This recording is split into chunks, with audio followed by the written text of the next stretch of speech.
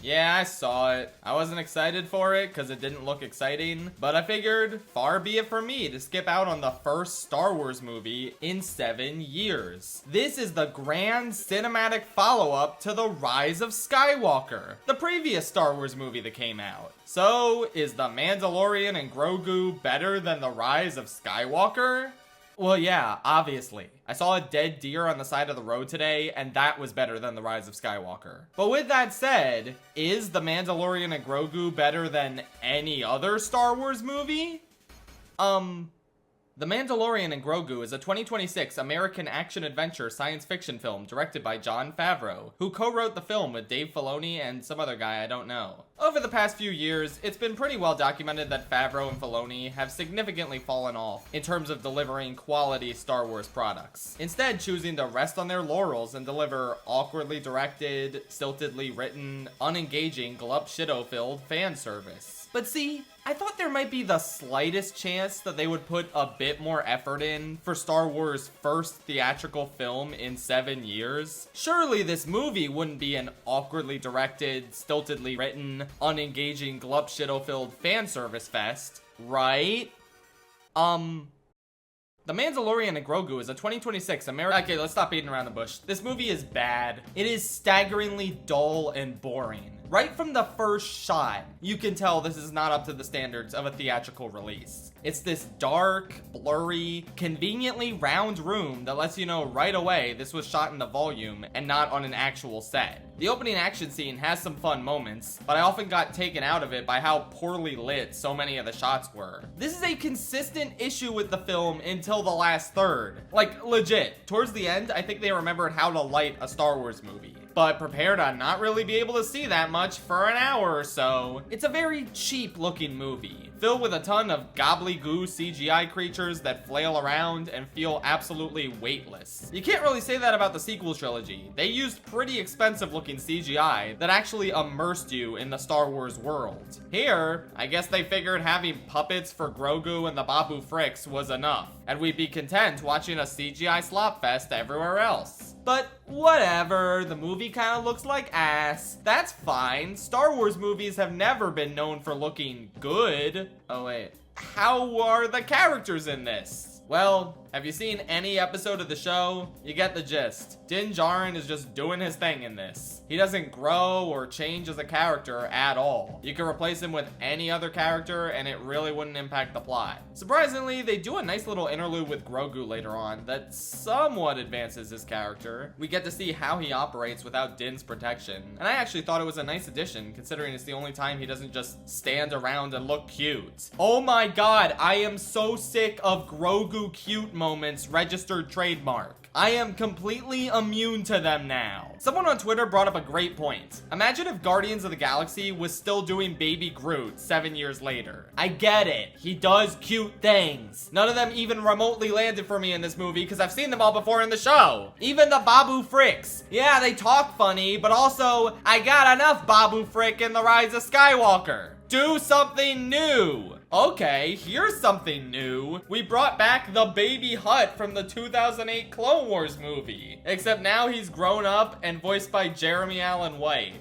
Okay, that sounds ridiculous and stupid, but you know what? I gotta be honest, Rada the Hutt was kind of my favorite character in the movie. I don't know, man. It was pretty silly, but I actually did kind of feel for him, wanting to break away from Jabba's shadow and be his own man. It doesn't feel too glup-shitto-y since Rada didn't have a character before. So he's basically a new character in this movie, and I thought it was a nice change of pace for a Hutt to be so noble and heroic. It's a lot more interesting than the main villains of the movie being those twins from the Book of Boba Fett, who aren't nearly as slimy or intimidating as Jabba was. Embo is back, you know, because he was in Clone Wars and he was cool in Clone Wars, so he's back. He gets some decent fight scenes, I suppose, but again, you could replace him with any bounty hunter character and nothing would change. I'm not gonna cream my pants seeing Embo in live action. This movie doesn't add a single thing to him as a character.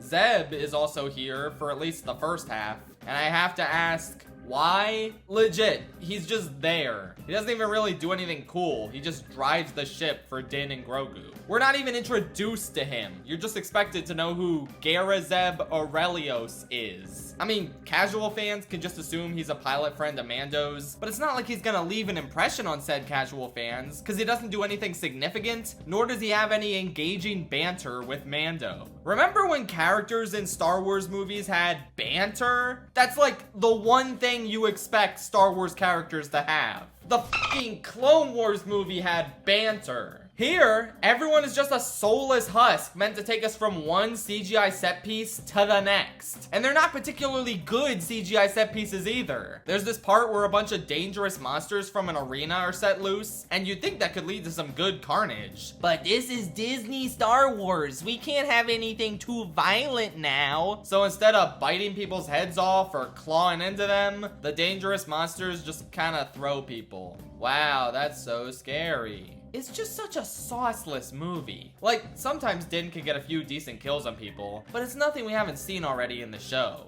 That's the main issue here. This plays out entirely like an extended episode of the show. It doesn't change the status quo, it doesn't push Grogu, or especially Din, very far as characters. I'm pretty sure if they ever get around to season 4, this movie won't really matter to it. Star Wars movies used to feel a little consequential. Things would change, characters would get tested, events would feel significant enough to the point where the story felt like it was worth being seen on the big screen, regardless of the quality of the movie. This is the first Star Wars movie I've ever seen where I came out of it saying, yeah, that didn't need to exist. And what a sad thing to be saying about a film in this franchise. I guess a Star Wars movie doesn't need to be super consequential in order to justify existing, but at the very least, it should be fun and exciting. The most excited I got in this entire movie was seeing Stephen McKinley Henderson's name in the opening credits. Like, ooh, he's in this? I like him. He plays a swamp creature with like 10 lines, so that was neat.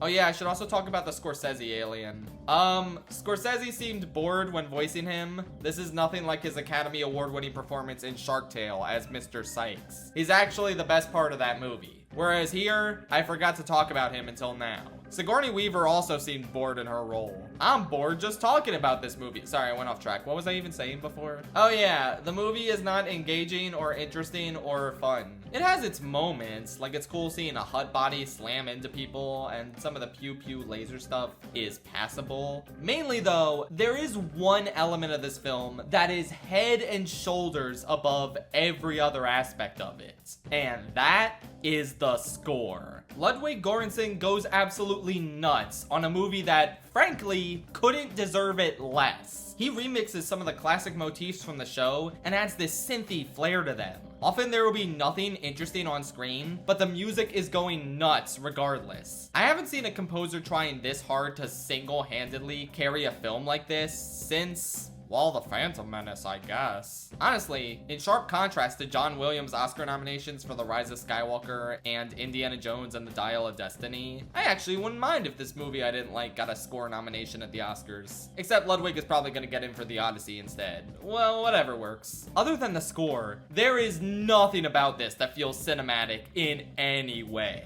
By the standards of the show, it's painfully average.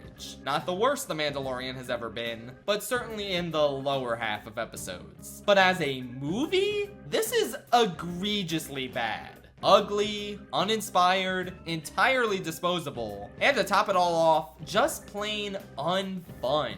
I mean, at least the Mario Galaxy movie looked good. Fucking hell. I'm giving this a 4 out of 10. Which is the same score I'd give Mando Season 3. They're kind of on the same level. Not the worst things that come out of Disney Star Wars, but God, is this a solid case for the franchise to be put out of its misery. You know, part of me wonders if Star Wars would be in better shape in a different medium. It's all over the map. There's video games, books, comics, radio dramas. They've never done a Broadway musical, though. That could be intriguing. I'm always thinking about how to adapt random pieces of fiction to the stage. Which is actually why I created an exclusive series on Nebula, Make It a Musical. I go through random works of fiction that not many people have probably considered a Broadway musical adaptation being made for, and I try and figure out how that would practically work.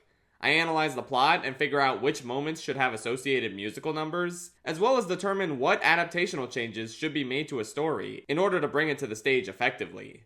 There's 3 episodes available right now, based on Cars, Everything Everywhere All at Once, and even Super Mario Sunshine. And you can watch them exclusively on Nebula, an ad-free, independent, creator-owned streaming platform specializing in thoughtful content.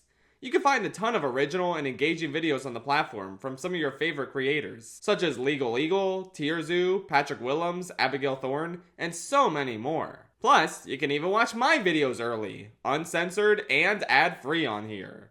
It really is the definitive Schaff experience, and you can enjoy content from so many other creators on top of that. New Nebula paid subscribers will get guest passes, which you can give to your friends and family so they can try out Nebula for a week. There's no payment info required to redeem one, and no restrictions on what guest pass holders can watch. If you want to join Nebula and watch Make It a Musical, then I've got some good news. With my link, you can get 50% off an annual subscription to Nebula. It's just $30 a year, coming down to $2.50 a month at go.nebula.tv/Schaff. Either click the link or scan the QR code, and have fun enjoying all the original content Nebula has to offer, including my own exclusive series. Hope to see you there.